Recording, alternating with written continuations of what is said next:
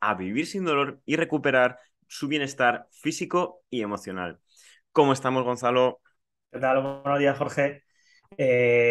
Pues iba a decir que otro episodio más, pero realmente no sé cuánto llevamos ya. O sea, Pues llevamos concretamente 13 y este sería el 14. O sea que llevamos ya unos cuantos, ¿eh? me alegro, me alegro. O sea, todo empezó ahí en un pensamiento que no sabíamos qué hacer y a día de hoy, pues bueno, ya llevamos unos cuantos y espero que sigamos así y podamos ayudar a la gente con más episodios. Sí. Bueno, el episodio de hoy es un poquito responder entre tú y yo a preguntas que se formulan la gente, ¿no? Que son muy típicas de escucharlas por la calle, pero creo que va a venir bien este episodio para que la gente descubra un poquito el porqué de las cosas, ¿no? Y sin más, pues yo creo que podemos empezar, ¿no? Sí, bueno, lo primero, hace nada llegamos a las 1000 reproducciones en el podcast. Sabemos que esto es pues algo que tiene que ir poquito a poquito, porque al final, pues, en el podcast el alcance que te puede dar respecto a pues otras plataformas como puede ser Instagram, YouTube y tal, no es la misma. Pero bueno, esas 1000 personas que ya habéis confiado en nosotros, pues por nuestra parte, muchísimas gracias y seguiremos tanto Gonzalo como yo aportando el máximo valor. Y nada, ya sabéis que nos viene muy bien que le deis 5 estrellas en Spotify, pero sobre todo que nos ayudéis pasándole los episodios que más creáis que pueden ser interesantes a personas que coincida lo que hablamos en el episodio con su situación. Por ejemplo, personas que le duele la espalda al levantarse de la cama, podéis pasarles el podcast de dolor al levantarse de la cama. Típica persona que estira constantemente y tiene un montón de dolor, pues podéis pasar el podcast de los estiramientos. Y eso realmente es algo que es totalmente gratuito para vosotros, no os cuesta nada y a nosotros nos ayudáis un montón. Así que, bueno, una vez finalizada esta pequeña introducción, vamos al tema principal del podcast de hoy, que al final lo que queremos es no hablar de nada, pero hablar de todo a la vez, porque vemos que tenéis muchas dudas, tanto los que sois alumnos que le preguntáis a los entrenadores cada miércoles. Por cierto, esta semana celebramos incorporación del tercer miembro del equipo. Ya os daremos más, Gonzalo y yo sí que sabemos quién es, pero os daremos poco a poco más novedades. Y tanto los alumnos que le preguntéis a vuestro entrenador, ya sea Gonzalo, la nueva incorporación o yo mismo, como los que nos seguís en redes sociales. Entonces, queremos que dedicar un podcast a responder estas preguntas que os surgen, pues puede ser muy interesante. Entonces, vamos a responder preguntas directas sin cambiar absolutamente ni una coma que nos habéis hecho a través de las diferentes redes sociales, principalmente Instagram. Y la primera pregunta tiene que ver un poquito con la artrosis de cadera. Y nos preguntáis, ¿tengo artrosis de cadera? ¿Qué puedo hacer? Al final, lo que tenéis que pensar es que es cierto que tener una patología o una afectación estructural, como puede ser pues, una artrosis, puede ser algún tipo de degeneración discal, tipo una hernia, una protusión, eso sin duda es algo a tener en cuenta. Pero eso, y justo el último libro que me estoy leyendo y los últimos contenidos que estoy preparando tratan sobre eso, en ese caso, lo que tenemos afectado es el cuerpo, pero muchas veces el dolor que tenemos no siempre está asociado, o al menos no está asociado al 100% con esa lesión o desgaste o patología que tengamos. Entonces, si yo tengo artrosis de cadera, puede ser que tenga un dolor asociado a esa artrosis, pero mucho, o sea, no todo mi dolor va a estar asociado directamente a eso. ¿A qué puede estar asociado digamos, el resto del dolor que tengo? Pues probablemente a motivos o a factores relacionados con el cerebro, con el sistema nervioso. Hablaremos y hemos hablado de este tema, no vamos a entrar ahora. Tema de artrosis de cadera. ¿Qué trabajaríamos nosotros? Pues en primer lugar, ya sabéis que nos gusta mucho hacer una buena valoración, pero por mi experiencia, casi siempre en la cadera va a haber un desequilibrio muscular entre la musculatura de la parte de fuera y la musculatura de dentro de la cadera. Y en este caso, los glúteos van a estar muy sobrecargados, concretamente una porción de fibras del glúteo, que es la que se encarga de la rotación externa, y la musculatura que rota internamente no va a estar bien acondicionada. La musculatura que rota internamente serían las fibras rotadoras internas del glúteo medio, y en este caso los abductores también tendrían mucho trabajo. Entonces, por mi parte, lo que te puedo recomendar es que revises las curvaturas de tu columna. Si tienes mucha curvatura lumbar o muy poca curvatura lumbar, busca mover tu zona lumbar hacia el punto en el cual no tienes, es decir, por ejemplo, si tienes mucha curvatura lumbar, intenta reducirla a través de un movimiento de retroversión pélvica, que tenemos muchos vídeos donde hablamos sobre el tema. Y una vez tengas la pelvis y la zona lumbar bien posicionadas, empieza a trabajar la musculatura que más débil tengas. Por ejemplo, en este caso lo que te comentaba, si tienes mucha sobrecarga en los glúteos, en las fibras que giran las piernas hacia afuera, pues busca trabajar la musculatura que gira las piernas hacia adentro, para que en este caso, pues tu cadera tenga menos desequilibrios musculares, los movimientos que haga pues sean más fluidos, y la sobrecarga que te genere tanto a nivel de artrosis como a nivel de cualquier otra zona del cuerpo, ya sea rodilla o lumbar, pues sean lo más fluidos posible. No sé si, Gonzalo, quieres añadir algo más. No, no, ¿cómo se nota que te has leído el libro hace poco? No, no, llevo 40 páginas. Tampoco te creas que... Porque la ha soltado toda así a carrerilla. Y yo, joder, se nota que se la ha estudiado, macho. Nada, yo poco más que añadir, Jorge, creo que le has dado en el clavo y creo que la ha quedado muy, muy clara a la gente. Y voy a continuar yo con una pregunta que es una pregunta que me han hecho muchas veces, ¿vale? Sobre todo cuando daba clases colectivas. Obviamente, cuando tienes un grupo extenso de personas, pues te formulan muchas preguntas, ¿no? Y una de ellas es la que voy a comentar hoy, que es ¿por qué crujen las articulaciones y si es bueno o malo? ¿Vale? Creo que es importante que hablemos de esto porque puede ser que la gente se lo pregunte, ¿no? Entonces,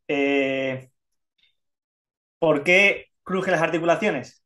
Pues eso se da debido a un fenómeno que se llama la cavitación, ¿no? Que es entre articulaciones hay un líquido que se llama líquido sinovial, ¿no? Entonces, cuando exponemos a una articulación a una flexión máxima, ¿vale? Es decir, por ejemplo, la muñeca la bajamos hasta abajo del todo, pues se escucha un chasquido, ¿no?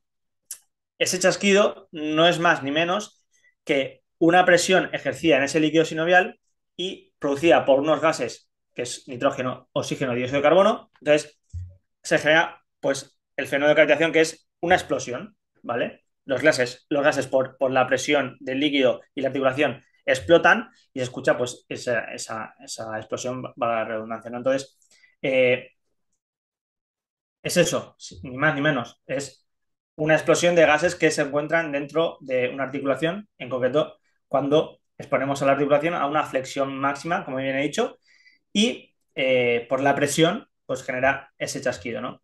Entonces, ¿qué pasa? Una vez que se ha producido ese chasquido, esa explosión, el líquido, entre comillas, se vaporiza, ¿vale? Y hasta que se regenera de nuevo ese líquido, pues pasa un tiempo determinado. El tiempo no lo sé, ¿vale? Porque eso ya creo que es algo más técnico, más científico, no lo sé, pero es importante que la gente sepa que yo no puedo decir si es bueno o es malo, ¿vale? Lo que sí que puedo decir es que en ese tiempo transcurrido entre que se regenera el líquido, sí que no deberíamos volver a crujir una articulación porque es cuando se puede generar también la fricción entre articulaciones, ¿vale? Eso genera un desgaste y en un futuro sí que puede ser perjudicial, ¿vale? Entonces, ¿es bueno crujirse las articulaciones? Pues te puedo decir sí, sí que es bueno, siempre y cuando tengamos conciencia de cómo lo estamos haciendo y quién lo está haciendo, ¿no? He visto muchas veces la típica persona que tiene tensión en el cuello, ¿no? Y se coge la cabeza, se la gira y busca la flexión o la rotación máxima para crujirse y sentir el alivio, ¿no? Pues si no tienes nociones básicas de cómo tienes que posicionar la zona cervical para poder hacer ese crujido o esa explosión de la articulación para liberar tensión, pues quizás estés produciendo una fricción, pues puede ser de los discos, entre articulaciones, etcétera, y en un futuro puede ser más perjudicial. Pero, como ya he dicho, para mí es bueno siempre y cuando sepas hacerlo. Y creo que ya está. Sí, al final yo creo que lo que se preguntan las personas es si, más que crujirte de manera voluntaria, si de manera involuntaria me crujen las articulaciones habitualmente, ¿es bueno, es malo, debo preocuparme? Y yo aquí no sé si tú querrías añadir algo más o tienes otro tipo de perspectiva. Creo que la preocupación debe venir sobre todo si ese crujido viene acompañado de dolor. Si el crujido es sin más y no te produce dolor, yo creo que no habría tampoco que preocuparse excesivamente. Sí, a ver, una de las partes más comunes que yo he visto que la gente le cruja involuntariamente es la parte de la cadera. Y lo digo en referencia a, como tú has comentado antes, los hartos y de cadera, pues lo incluyo en esta parte, ¿no? De la pregunta. Es decir, mucha gente, de verdad mucha, he visto que haciendo diferentes ejercicios notaba como la cadera crujía, ¿no?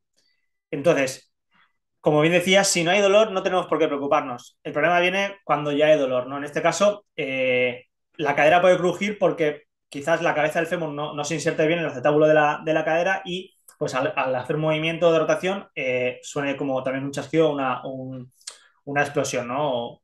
Entonces, pues si no hay dolor, no tiene por qué preocuparnos, pero si hay dolor, pues ya deberíamos de ver, analizar también qué es lo que puede estar pasando, ¿no? Entonces, ese pequeño chasquido puede ser que esté perjudicando a la musculatura de la cadera, al tendón, eso ya habría que verlo más bien con un profesional, ¿no? Mm. Sí, sin duda. Bueno, vamos a pasar a la siguiente. ¿Cuándo inspirar y expirar en los ejercicios? Esto es bastante común también. Si hablamos de un ejercicio de fuerza, es importante expirar, es decir, soltar el aire cuando vamos a aplicar la fuerza, ¿vale? Es decir, sabemos que hay como dos fases, la de subida y la de bajada, que se conoce más habitualmente como la positiva y la negativa, y en término técnico sería la concéntrica y la excéntrica.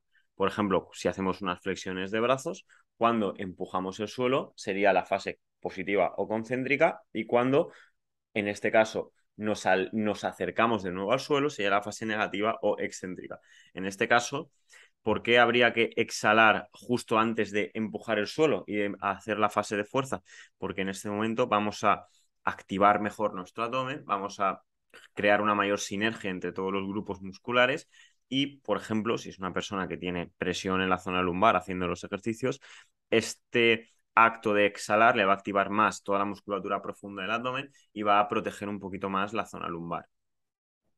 Y luego, en caso de que estuviéramos haciendo un ejercicio correctivo, sabéis, porque lo hemos comentado en muchos vídeos, que la respiración es como una manera de decirle al sistema nervioso que baje esa señal de alarma y que esa posición es segura. Entonces, pues, por ejemplo, cuando estamos haciendo un trabajo postural en el cual buscamos salir de la postura más habitual que tenemos, por ejemplo, hombros elevados, pues buscaremos esa postura donde nos alejamos los hombros de la cabeza y en ese momento exhalaríamos suavemente y lentamente como mensaje, entre comillas, al sistema nervioso de que esa posición es segura y no tiene que generar dolor. Y luego, pues, cuando acabemos de exhalar, pues inspiramos y buscamos otra vez incrementar esa posición en la que pues buscamos salir de nuestro patrón habitual. Sí, has puesto el ejemplo de empujar, ¿no? En este caso, el ejemplo de empujar el suelo al hacer las flexiones. Eh, yo quizás voy a poner el ejemplo de traccionar, es decir, acercar algo a nuestro cuerpo, como puede ser pues un remo, ¿no? Eh, Tú has explicado muy bien que a la hora de generar fuerzas, estaría bien que exhaláramos, ¿no? Entonces, estaría bien, no, debe ser así, como bien decías, para la coactivación del abdomen, etcétera. Pues al igual que empujamos el suelo, pues a la hora de acercar una barra o un objeto hacia nosotros, pues también podríamos hacer esa fase de exhalación, ¿no? Ujú. Sí, a esto al final es aplicable a cualquier ejercicio Exacto. del gym. Bueno, pues voy yo con la siguiente, que es, creo que es una pregunta cortita, directa, y es ¿cómo hacer bien la respiración diafragmática? Vale, tenemos muchos episodios anteriores donde hemos explicado cómo respirar, cómo hacerlo, pero esta pregunta va más enfocada al día a día, ¿no? Es decir, yo a todos mis clientes, a todos los alumnos, se lo digo, ¿no? Y estoy harto de decírselo, que es, si una vez que ya sabes cómo se hace la respiración, ¿vale? Para no olvidarla y que se quede grabada en nuestro sistema nervioso, pues les digo que en el día a día busquen un momento donde puedan concienciarse de ella y la practiquen. Es decir, pues si estás trabajando 8 horas sentado en una silla, pues saca 10 minutos o 20 minutos a la hora del almuerzo o de la comida, no sé cómo lo puedes plantear, y céntrate en practicar esa respiración. Eso es un ejemplo, al igual que yo mismo particularmente intento buscarme siempre una hora al día en la cual centrarme únicamente en la respiración, ya sea por la mañana o por la noche. Suele ser la noche porque así ya lo que hago es, me sirve de trampolín como para tener un descanso más óptimo, ¿no? Oxigenar las células, etcétera. Pero sí, es lo que le recomiendo yo, que se busque un momento del día en el cual su única preocupación sea respirar, pensar en uno mismo, olvidarse de los problemas y centrarse únicamente en la respiración. Ya hemos dicho anteriormente en otros episodios que la respiración pues tiene que ser más costal, pues puede ser tumbado, de lado, sentado. Eso a nosotros nos da igual. Lo importante es que la practiques y sea el momento del día que tú prefieras. Ya te digo, yo particularmente lo hago por la noche, pero lo puedes practicar en el trabajo, mientras haces la comida, que también es una rutina muy típica. Así que es lo que puedo decir de esta parte. Si quieres añadir tú algo más, estaría perfecto. Sí, sobre todo, quizá esta pregunta también iba un poco por el tema de, tengo claro que la respiración, pero no me sale. Por ejemplo, no me sale lo de llevar el aire a los costados o a la espalda. Lo primero, práctica, porque a veces dices, ostras, no me sale. ¿Cuánto lo has practicado, no? Como tú dices, meterlo en el día a día. Y luego, pues, si ya le dedicas tiempo y realmente le dedicas tiempo, no, no, es que lo practico una vez a la semana, eso no es dedicarle tiempo. Pues yo sí que recomendaría, sobre todo para el tema de llevar el aire a la zona lumbar para relajarla, una palpación a nivel de las manos, te colocas las manos en la zona lumbar, te puedes colocar los dedos pulgares en la zona lumbar y los dedos del 2 al 5 en la zona del abdominal. Y luego también un ejercicio que nosotros utilizamos mucho es utilizar una goma elástica, hacerte presión en la zona lateral y ahí intentar cuando inspiras que la goma se estire. Así que pues esos son todos los consejos que podemos dar en relación a este tema de la respiración diafragmática. Así que nada, vamos a por la siguiente. Muy concreta también, estiramientos para el dolor del músculo piramidal. Vale, la persona que nos ha hecho esta pregunta intuyo que es un poco nueva en el podcast y en las redes sociales, así que bienvenida.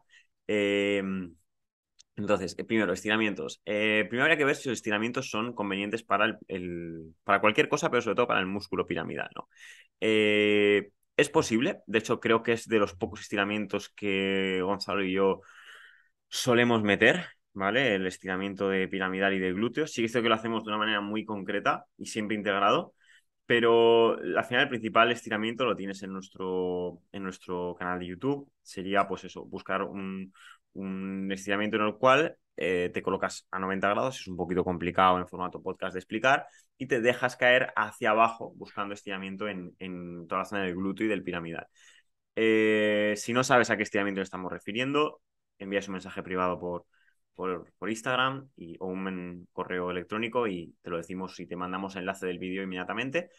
Eh, pero probablemente esos estiramientos no solucionen el problema. ¿Por qué? Resumiendo todo lo de estiramientos para los que seáis un poco nuevos en estos podcasts. Un estiramiento va a quitar tensión momentáneamente. ¿Por qué? Porque va a generar una mayor tolerancia, ¿vale? A el estiramiento, concretamente, valga la redundancia, del tejido. Pero nunca va a trabajar la causa real del problema, que en este caso es que nuestro sistema nervioso manda señales de dolor. Es más, ese problema de que como no existe control sobre esa musculatura, puede ser un motivo por el cual luego el cerebro mande señal de dolor, el estiramiento la va a incrementar, ¿vale? Entonces los estiramientos con mucho cuidado, porque es súper común el perfil de tiene mucho dolor y estira mucho también. Entonces, no abusar de los estiramientos porque generan, es decir, ese match entre el sistema nervioso y el músculo los suelen eliminar, ¿vale? O por lo menos momentáneamente no le ayudan y siempre hacerlos previamente a un trabajo de activación. Vale, entonces pues creo que es un poquito la respuesta, no sé si quieres añadir algo más, pero creo que lo que necesitáis un poco los que estéis escuchando es el 95% de los que estéis escuchando, sobre todo mujeres, eliminar muchos estiramientos, reducirlos a uno o dos máximo y hacer otras cosas. Sí, exacto. Ya hemos comentado también en otros anteriores episodios que primero hay que ver por qué hay tensión en una musculatura, analizarlo y enviar o planificar una estructura de entrenamiento no solo basado en estiramientos, ¿vale? Sino en activación, en fuerza. Entonces hay que ver primero, hay que analizar por qué molesta, por qué tenemos dolor en esa zona y luego, pues, ya te digo, generar una serie de ejercicios para eliminarlo, ¿no? Que no solo los estiramientos. Mm. Así que yo creo que podemos pasar a la penúltima pregunta, que esa me encargo yo, y ya finalizas tú el episodio. Y esta pregunta también, incluso me la hacía yo en el pasado, ¿no? Cuando no tenía muy claro cómo entrenar, cuando me inicié en todo esto, y es si es correcto hacer ejercicio con menos peso a la hora de calentar, ¿no? Pues bueno, yo voy a ser transparente, voy a ser claro y voy a decir que, mira, es importante.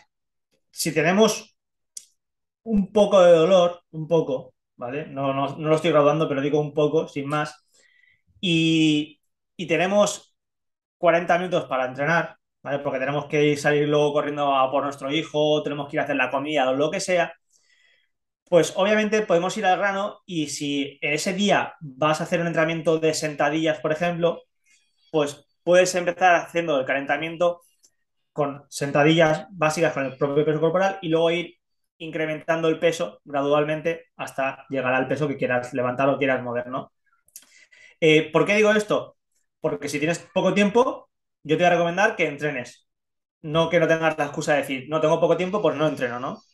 Entonces, si tienes poco tiempo, entrena, calienta con poco peso, pero si dispones de más tiempo, pues yo creo que los pasos a seguir sería centrarte, como bien hemos dicho antes, en una buena respiración, activación, movilidad y luego pues empezar a incrementar el peso de manera progresiva una vez que ya estás en la parte principal del entrenamiento, ¿no? Es decir, en el calentamiento, pues podrías hacerlo, pero no siempre, ¿no? Para mí esa es la respuesta que hago a esta pregunta. No sé si tú quieres añadir algo más, pero creo que esta es así y bueno, así lo voy a dejar. Sí, a ver, si no tenemos dolor, en principio no hay ningún problema. Luego ya está la importancia que tú le des al trabajo preventivo. Y yo, por ejemplo, intento siempre, por lo menos 2, 3 veces a la semana, dedicar 40 minutos, 1 hora a trabajo prevención. Ya sabéis que yo no he tenido dolor lumbar nunca, Gonzalo sí, tenemos un podcast donde lo explica, Eh, pero yo tengo claro que no quiero tenerlo.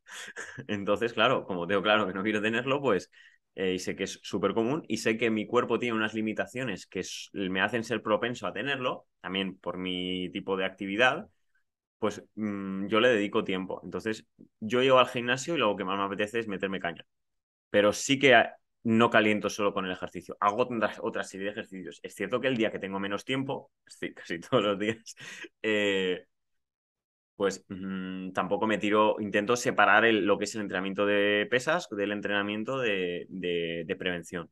Pero mínimo 5 o 10 minutos de colchoneta hago. Y siempre orientado al ejercicio que vas a hacer cada día. Eso es otra. Que ya tenemos varios vídeos que lo comentamos.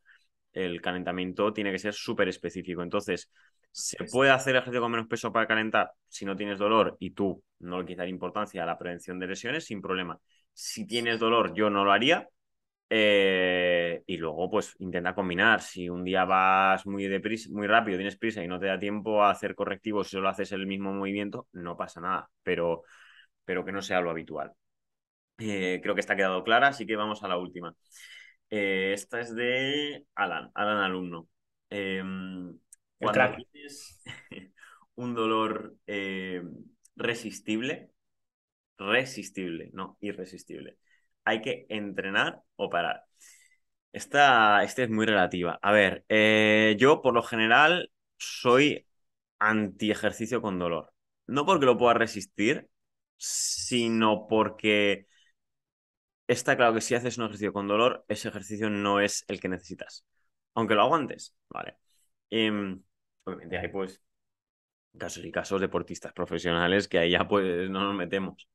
Eh, pero yo por lo general diría que no. Sobre todo si tienes un dolor, una lesión, un dolor crónico y quieres eliminarlo. Porque al final, una vez que tú lo aguantes, que lo puedes aguantar perfectamente, una vez que incluso luego estés bien, Pero sobre todo personas con dolor lumbar, yo siempre les mando, no es que no solo tiene que dolerles, sino que no tienen ni que notarla, ¿vale? De hecho, el gran peso muerto es en el cual no se nota la lumbar. El gran puente glúteo es el cual no se nota la lumbar. Entonces, yo te diría eso, que intentas siempre evitar cualquier tipo de dolor al entrenar, sea resistible o irresistible. Bueno, pues ¿No? Digo, como siempre, ya sabes a que ver, comentas que yo, quieras añadir algo más. no, no, no, voy a añadir algo más aquí, ¿no? Que desde nuestro punto de vista de entrenador, pues siempre evitamos recomendar ejercicios, obviamente, que produzcan dolor, pero muchas veces desde la función más de la fisioterapia sí que lo gradúan. Es decir, nos dicen que si tenemos un dolor, por ejemplo, de 2/10 que lo mantengamos, ¿vale? Si estamos en proceso de adaptación o de regeneración, sí que lo suelen recomendar. Es decir, si estamos corriendo, haciendo una carrera, pues nos dicen, oye, si tienes dolor 2/10 aguántalo que no tiene por qué ser perjudicial, ¿no? Pero nosotros, pues obviamente, desde nuestro punto de vista de entrenadores, pues siempre intentamos evitar eso, ¿no? Pero bueno, yo creo que ha quedado claro todo y cortamos aquí, ¿no? Que creo que ha estado ya. Sí, creo que ha sido el podcast más largo de todos. Luego miraré bien la duración, pero es que estábamos dudando si sacar dos. Pero bueno, también la duración del podcast ya sabemos que genera bastante controversia. Nosotros lo que queremos es hacer una duración que os sea de valor, que os guste y pues ni más ni menos. O sea, entonces creo que puede ser interesante que nos deis feedback sobre la duración del podcast. ¿Os gustaría podcasts más largos los que se aporte más valor? Por ejemplo, a mí me encantan los podcasts largos. O sea, yo los podcasts que consumo, porque realmente me gustan, si son de 40 minutos, mejor que media hora. Y si son de una hora, mejor. ¿Vale? Siempre y cuando la información sea buena. Entonces, pero igual hay personas que dicen, oye, os estáis pasando de duración y nos encantaría que nos dejarais el feedback. Si es en un comentario del vídeo de YouTube, para que luego pues el vídeo se posicione un poquito mejor, pues perfecto. Así que nada, por nuestra parte, recordad que todos aquellos que llevéis ahí rondando por la cabeza, estos dos chicos, Gonzalo y Jorge, que son un poco pesados, pero en el fondo me caen bien, pues voy a contarles cómo es mi historia con el dolor y por si me pueden ayudar, os dejaremos un enlace en la descripción, tanto en Spotify como en YouTube, donde podéis reservar una entrevista sin ningún tipo de compromiso. Y nada, muchas gracias por un día más, Gonzalo y lo que nos estéis escuchando, y nos vemos a la próxima.